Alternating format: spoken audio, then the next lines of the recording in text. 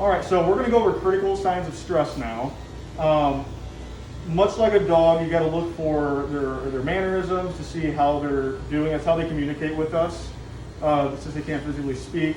So much like a dog, it's our responsibility to know when to take a break, when to call it quits.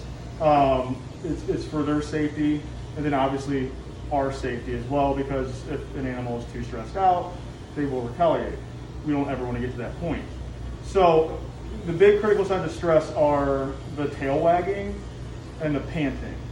Things that are pretty common for dogs. Normal panting, excessive panting for a dog is also something to look out for, but any panting on a cat and any tail wagging on a cat is critical signs of stress. That's when you need to take a break. If their eyes turn red, another one. If they're consistently hissing at you, that's another critical sign of stress. And then you have the urination, and then we don't express their glands. They don't allow us to. I've been grooming cats for 5 years. Anytime I go back there, it's just they won't let me do it. I was trained from day one to leave it that way. They will sometimes do it themselves when they're overly worked up. That is a huge one as well.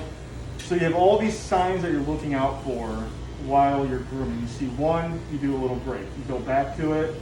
If that same stress comes back, you as the groomer know the cat better than I would.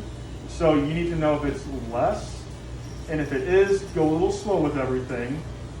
However, if it's more aggressive, or if there's multiple signs of stress, you might call it quits that day. Sometimes you can't groom the cat.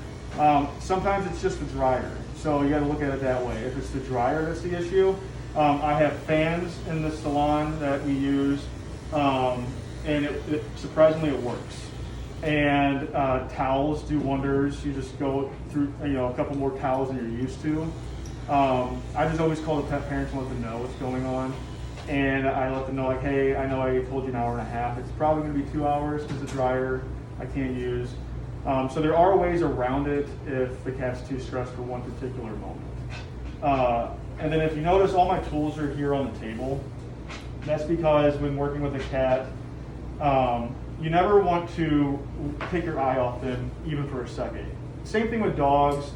Dogs are though more, trustworthy for just standing on a table. You see a cat is laying on the table, they don't stand like dogs. So I put all my tools here first, and everything I need. I have the nail clippers, I have multiple blades. I'm not shaving this cat, but if you were to have like a matted cat, you want to have your multiple blades because they do get warm, and you got to switch blades. Then I have my sanitary blade here, and then I have my clippers, the brush, and then the coolant for the blades. And then cat hair will get stuck in the blade, so that's what this is used for. You can wipe it.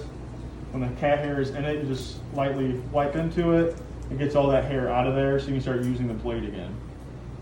All of this is on my table.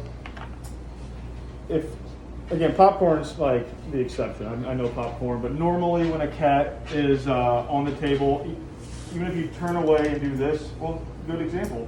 See, he moved, and that could have easily been a jump. And since they're on your arm like this, I've seen cats in videos for like cat seminars where they do jump off and their legs get wrapped and stuck in the harness that we use. And it just puts it in an uncomfortable position. Long periods, longer than a couple seconds could make the cat start limping. You just want to avoid all that. So just have all your stuff on the table. Normally cats will pick a half of the table to sit at. So like this half of the table, the cat's not going to bother. If you're worried that you need the whole table, just move your station closer. Mine's on wheels. I could even roll it next to my table if I needed to. If you have a Maine Coon, a really large cat. But yeah, so critical signs of stress, definitely look out for from the moment the cat walks in the store to the moment you're done. And then also have your tools on the table.